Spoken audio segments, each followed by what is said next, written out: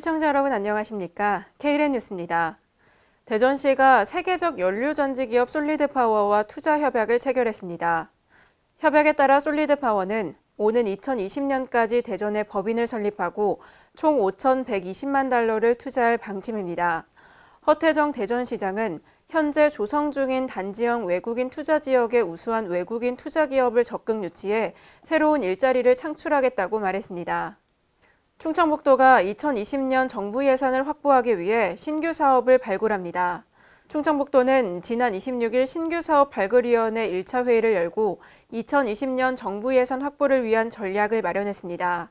위원회는 바이오, 화장품, 태양광, 유기농, ICT 등 충북의 신성장 동력 산업을 중심으로 정부 정책과 연계된 신규 사업을 연말까지 집중 발굴할 계획입니다.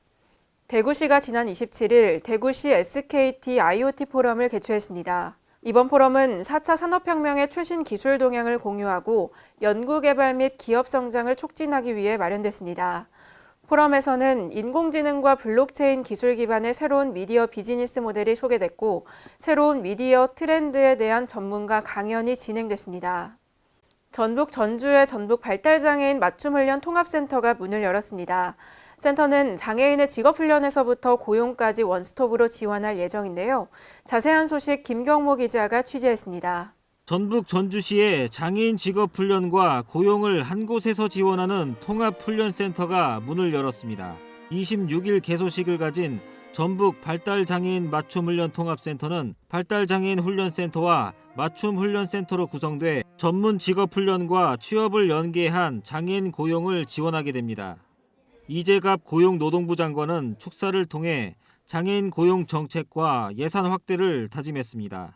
앞으로도 일하고 싶은 장애인이 차별받지 않고 일할 수 있는 날을 만들기 위해서 정부는 지원을 아끼지 않을 계획입니다. 한편 이 장관은 개소식 이후 전주 고용복지 플러스 센터를 찾아 근무자들을 격려하고 취업 프로그램 등을 시찰했습니다.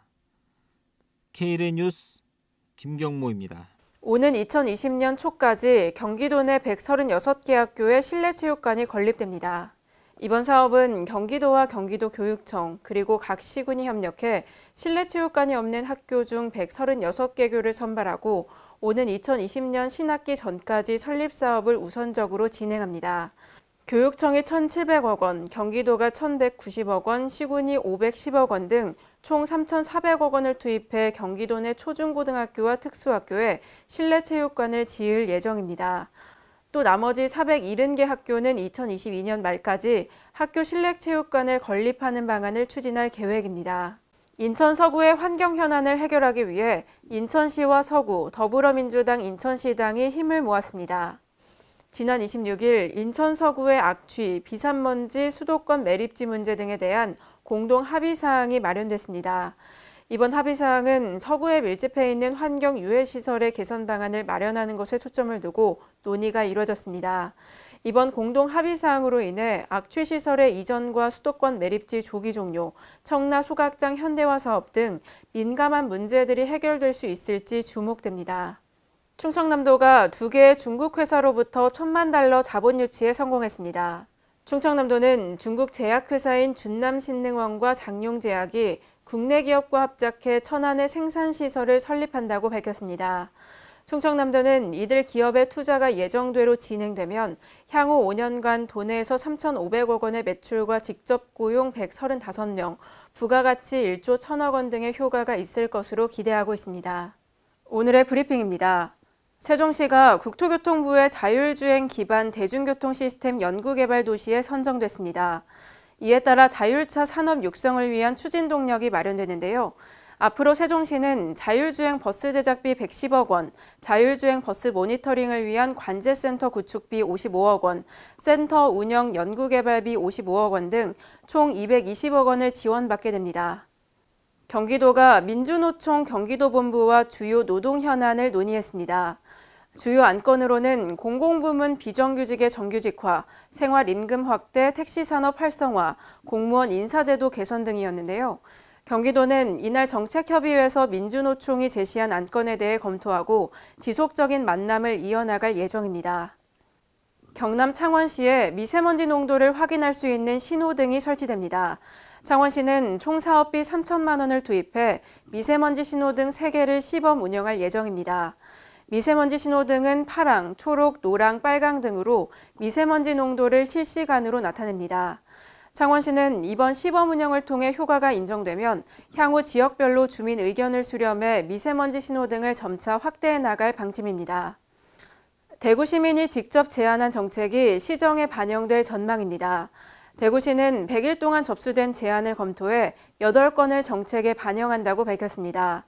채택된 제안은 대구 도서관 휴무일 분산 운영, 북대구 나들목 주변 홍보물 문구 교체, 재난 발생 시 실시간 알림 등으로 담당 부서에서 향후 추진 계획을 수립할 계획입니다. 전북 익산시가 도시 기본계획 수립 용역을 추진합니다. 이번 도시 기본계획 수립 용역은 지난 2007년에 이어 11년 만에 착수되는 것으로 기존 도시 기본계획의 타당성 여부를 재검토하기 위해 진행됩니다. 익산시는 용역과 주민 공청회 등을 거쳐 오는 2020년 말까지 도시 기본계획 수립을 완료할 계획입니다. 부산시가 부산시 최고정책회의를 개최했습니다. 부산시장과 구청장이 참여한 이번 회의는 주요 정책을 사전에 공유하고 논의하기 위해 열렸습니다. 부산시는 부산시와 자치구의 관계를 수평적 동반 관계로 수립하기 위해 분기별로 최고정책회의를 개최할 예정입니다. 광주광역시가 인권도시 만들기에 나섭니다. 이를 위해 폭력 예방을 위한 다양한 행사를 마련하고 폭력을 근절하기 위해 캠페인과 홍보활동도 펼칠 예정인데요. 광주광역시 관계자는 이번 행사가 모든 종류의 폭력이 사라지는 인권도시 광주로의 첫걸음이 되길 희망한다고 말했습니다. 이상으로 Kren 뉴스를 마칩니다. 시청해주신 여러분 고맙습니다.